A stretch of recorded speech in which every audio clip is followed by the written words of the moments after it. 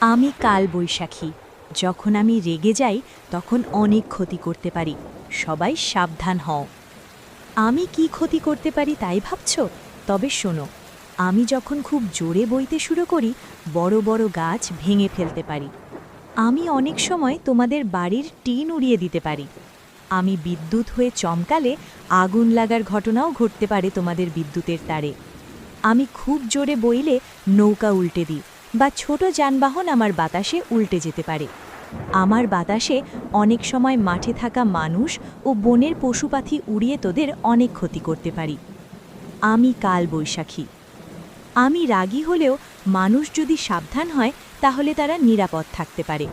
তাই আমি যখন আসি তখন এই সাবধানতাগুলো মেনে চলো। ঝড় শুরু হলে ঘরের ভিতরে নিরাপদ জায়গায় আশ্রয় নাও। গাছ বা খোলা মাঠের নিচে দাঁড়িও না। বিদ্যুৎ ও ইলেকট্রিক জিনিস থেকে দূরে থাকো। আমি প্রকৃতির শক্তি। আমাকে থামানো যায় না, কিন্তু সাবধান থাকলে তোমরা নিরাপদ থাকতে পারো। আমি কালবৈশাখী। তোমরা সাবধানে থেকো, ভালো থেকো।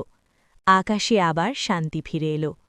আমার চ্যানেলের নতুন হলে লাইক, কমেন্ট আর সাবস্ক্রাইব করে দিও।